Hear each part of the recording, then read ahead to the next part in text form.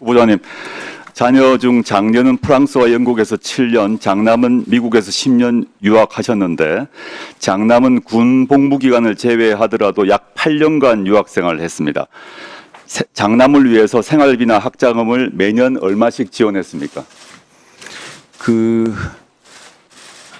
우리 아들이 다닌 학교에 학비가 그렇게 많지 않아서 그렇게 부담되는 돈은. 근데 그에 대해서는 왜 자료를 제출하지 않으십니까?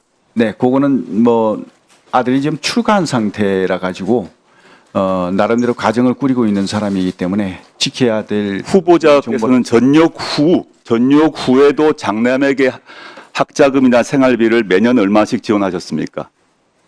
그렇게 많은 액수는 아니었다고. 지원하신 거는 맞죠? 근데 얼마씩 지원하신 밝히지 않으시고 있는 거죠? 자, 뭐 학비 말씀하시죠? 네. 네네. 맞습니다. 네. 후보자께서 공직생활하면서 신고한 재산 내역을 보았습니다. 네. 근데 유학생활 중에 장남의 재산은 큰 변동이 없었고 그렇다면 후보자의 지원이 있었을 걸로 보입니다. 8년 동안. 그런데 후보자께서 2018년에 장녀에게 홍은동 모 아파트 매입 자금을 증여했고 증여세 납부하셨죠? 네, 맞습니다. 그런데 얼마를 증여했는지, 증여세는 얼마를 냈는지 자료 제출하지 않으셨죠? 않으셨습니다. 네. 왜 하지 않으셨습니까? 이 증여와 증여세는 공식적 기록인데 본인 동의만 있으면 증여 액수와 증여세 액수도 우리가 알 수 있는데 왜 하지 않으셨습니까? 그 부분은 다 공개가 돼 있을 텐데 자료 제공이 오인이 안 됐다는 게 제가 이해가 안 가는데 확인해서 다시 제가 보내드리도록 하겠습니다. 네, 좋습니다. 9천만 원 증여에 대한 증여액을 세금을 낸 걸로 기억하고 있습니다. 알겠습니다. 네.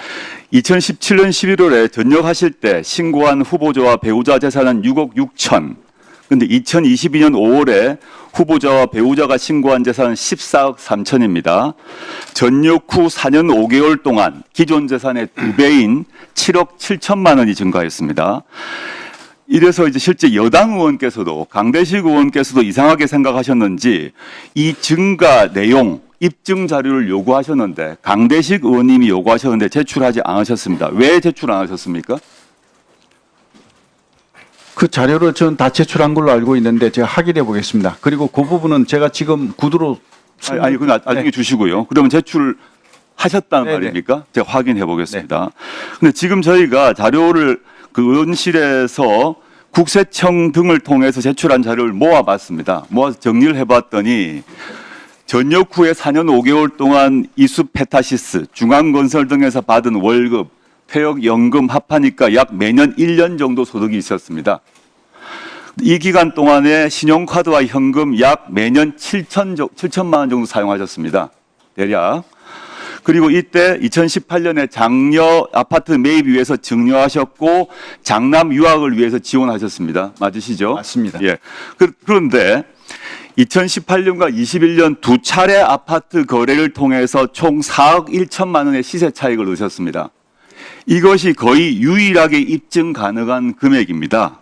그러면 재산 증가액 7억 7천 중에서 이 시세 차액 4억 천 외에 3억 6천이 어떻게 늘어나는지 확인할 수가 없습니다. 3억 6천의 증가의 분에 대한 기록이 없다는 것입니다. 이것이 앞으로 오늘 오후에 개원식이 있고 시간이 충분하니까 이 3억 6천에 대한 자료를 제출해 주시고요.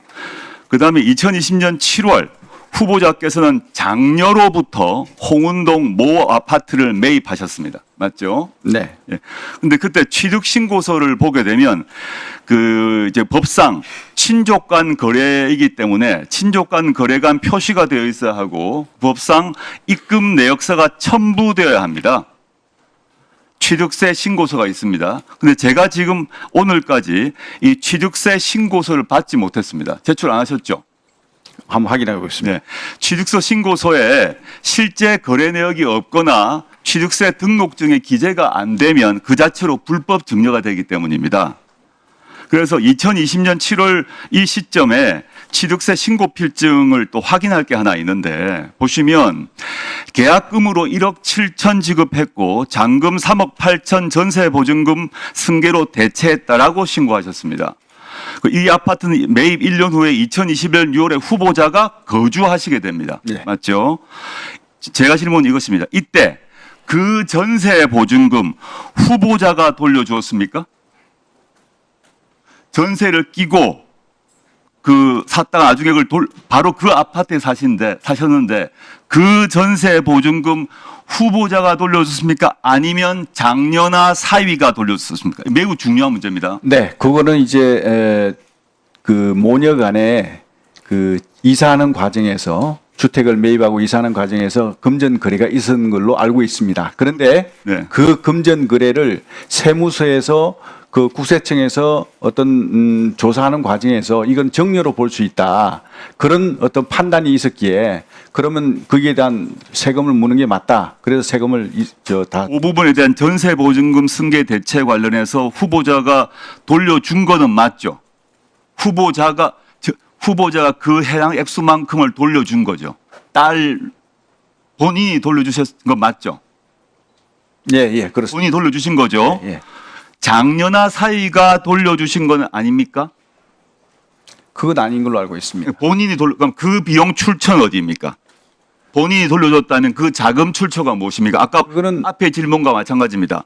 지금 그 3억 6천 정도의 차이가 있고 입증되지 않은 3억 6천 차이가 있는데 그와 별도로 여기서 전세 보증금도 후보자가 돌려주셨다고 지금 답하셨기 때문에 그 전세 보증금의 출처가 어디입니까? 만약에 그 후보자가 전세 보증금을 돌려주지 않고 다른 사람, 예를 들어 사위가 지금 카카오 게임즈의 뭐 자회사의 유력한 그 사람이고 상당한 재산이 많다고 알고 있는데 이것이 본인이 안 돌려주고 다른 데서 왔다면 그 자체가 불법 증여입니다. 이 두 가지 점 오후까지 반드시 제출해 주시길 바랍니다.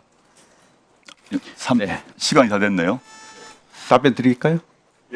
그거 관련해서는 이제 그 자금 내역이 제가 전역을 하면서 퇴직금도 있었고요. 그리고 퇴직금 플러스 해가지고 군인 공제가 이제 제 끝났기 때문에 그 자금을 이제 받았습니다. 그래서 그런 자금들이 다 거기에 이제 포함이 된다고 저는 생각합니다. 지금의 구두로 해명이시고요. 아까 첫 번째 얘기했던 3억 6천이 어떻게 증가했는지 예. 증빙자료가 없다는 것. 그다음에 전세 보증금을 지금 구두로 말씀하신 걸로 보충하셨다고 그러는데 입증 자료를 네, 알겠습니다. 네, 조국 의원님 수고하셨습니다. 다음으로